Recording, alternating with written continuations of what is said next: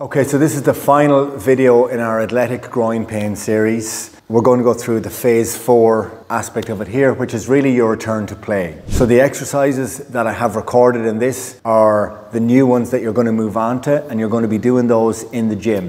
What's really important to talk about here is how you fit all of this into your training and your playing and how you go from the gym and your running back into playing with your team. Hi, my name is Tommy Brennan. I'm the owner of the Pain and Performance Clinic based in Lucan in Dublin. So if you're unsure of what we've covered up to now, there are 3 videos leading up to this point where we go through phase 1, phase 2 and phase 3 in terms of this athletic groin pain, from your diagnosis to the rehab that you need to do to returning to some form of running, which starts with a little bit of jogging, and then you move on to those turnaround runs, which I've included in the phase 3 video. Now, you've gone through a lot of exercises at this stage, and it's a tough one where you're doing certainly 4 to 8 weeks of rehab without there being much running, depending on your own levels of conditioning and your severity levels in terms of this here. A lot of the time in the clinic we see people getting back to some form of jogging at 4 to 6 weeks, but you'll have to judge that yourself. Starting off with the run and moving into the turnarounds, and then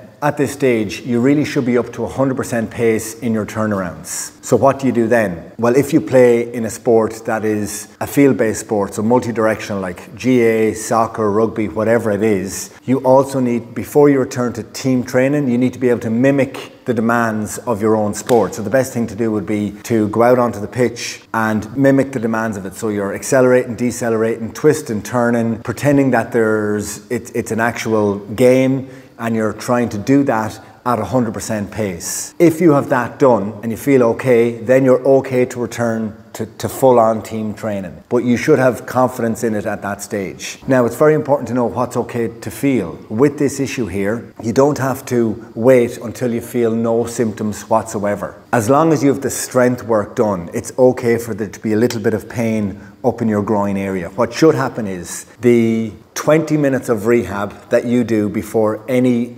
activity, your gym work or your pitch sessions, that brings your pain levels down from whatever it is. It should be a low level at this stage, like a 2 or 3 out of 10, down to maybe about a 1 out of 10. And you can absolutely train and play with the 1 out of 10 pain. How you know you're okay is the next day, if you do the squeeze test yourself, that shouldn't be any higher than it was pre-training levels the day before. You doing 10 or 12 minutes of your rehab should bring those pain levels down from a 3 or 4 again to a 1 out of 10 pain. So if you do the exercises, you can manage this yourself and bring your pain levels down to very minimum pain levels in your daily activity. The reason I'm harping on about this is a lot of people have pain in their daily activity and they refuse to return to train or return to play. That's not how this works. So your rehab brings your pain levels down. As long as you've the strength work done, you're absolutely fine to play and train with a little bit of slight discomfort in it. The marker should be that by lunchtime the next day, that should be back to pre-training levels. In terms of how you manage all of this rehab then, if you look at the phase 2 video that we did here, we did 3 exercises. Phase 2 or phase 3 video. We have 3 exercises that you do as part of your warm-up before any activity. So it was the groin squeeze with the trunk lift, and then we used the red band for the banded adduction and the running action one. 2 to 3 rounds of that, plus the band exercises from phase 1 where you work your hips and glutes. That'll bring you to a good 15 minutes. You do not exercise for the next 12 months without doing a good 15 minutes of warm-up stuff before all of your activity. In the gym, at this stage, you should be able to do whatever you want to do. So I've cut this down to including 3 exercises. So we've got the long lever Copenhagen, and we've got the 2 dynamic exercises with the lunge jumps and the skater jumps with a little bit of weight. If you're not involved with a team doing strength and conditioning, you need to be doing all the other exercises that you can do. Deadlifts or squats, lunges, step-ups, reverse lunges, side lunges. Nothing is off limits at this stage. And I've left you with 3 exercises that you include. The only other thing you need to do is include your 15 minutes of warm-up before your gym and before your pitch stuff. So at this stage, you've done a lot of rehab, you've done your half Copenhagens, you've warmed up really well, and we're moving on to the full Copenhagen exercise. So